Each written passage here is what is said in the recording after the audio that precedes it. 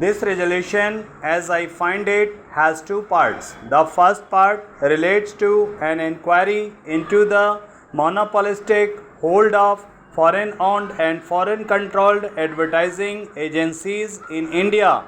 The second part is in India to the desirability of government taking advantage of Indian advertising firms in relation to its advertisement of nationalized concerns, railway and so forth.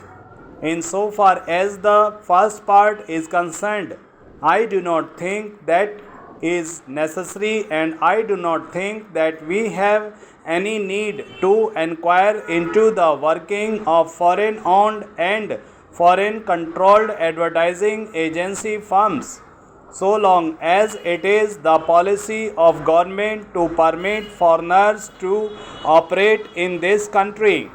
I do not think that if there is a private sector, they should be subject to frequent inquiries.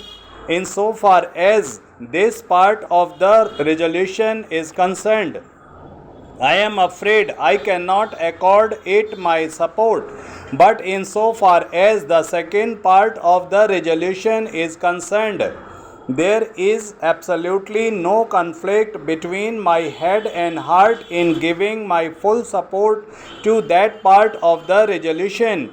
It is difficult for me to adduce arguments in support of this very desirable proposition, as I do not know what argument could be advanced against it. I should have liked very much Dr. Keskar to speak first if he were opposed to it, because I think that any reasonable person should support it. But the likely objections may be stated that it might be discrimination, but I do not think that argument holds water, because there is no question of discrimination involved. Government have gone out in different fields of activity in assisting and furthering Indian participation, progressive Indianization of services and so forth. Even in the tea industry, I believe the government is trying to break the monopoly of foreign tea broking firms by supporting the rise in Indian firms in the tea broking business, which is a very specialized and a kind of monopolistic business. So, I do not think that Dr. Keskar would advance that argument at all, because this is a preposterous argument. The second argument may be that we have not firm of sufficient quality and standard. Now let us first examine whether that proportion is true. I submit that that proposition is not quite true, although in reply to the question by the mover of the resolution and the Honorable Minister for Information and Broadcasting did say that they sometimes find themselves in difficulty when they had entrusted advertising business to Indian firms. Now I do not know if you are aware that one of the most important advertisements that appear in papers is that of the tea board, and that advertisement is, I think, by an Indian agency. I do not think that anybody here would contend that the quality intended attained by the firm which is ensured and entrusted with this advertisement work is in any way inferior to the work done by any of the foreign agencies, because every one of us has seen the advertisements of tea. And as for myself, I can say that I am perfectly satisfied with the quality of work done by that firm.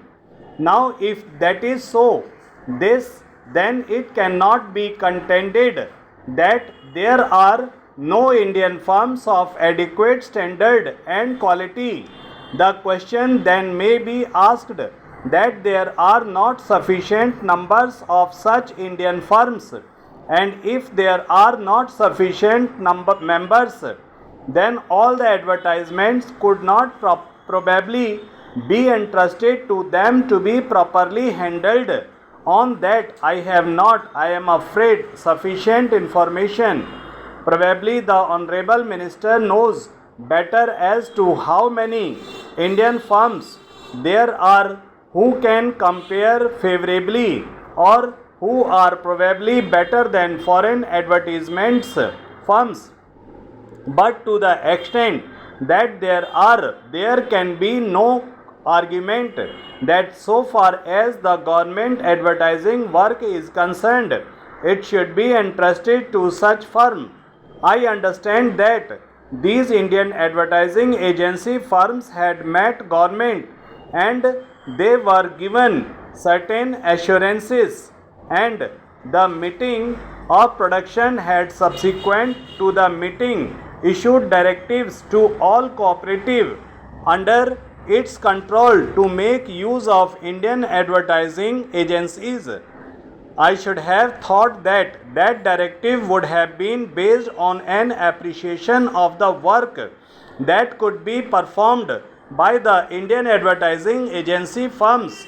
But the surprising part of it is that even thereafter, many public undertakings like NEPA Mills and the new nationalized insurance corporations have entrusted this work to foreign agencies.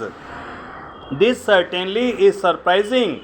I had said just now that a question might be asked as to whether there were sufficient firms of the requisite standard available to handle all the work.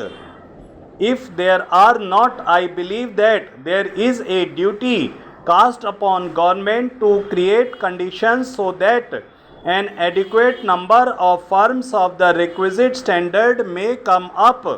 Everybody is aware that advertising is a specialized job. Then there should be provision for the training of personnel.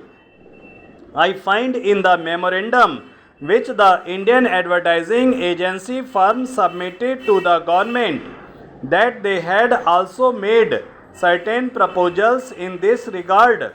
I should very much like to know if government has taken any action in this regard, because it is desirable that Indian personnel should be trained to equip themselves for this higher specialized work.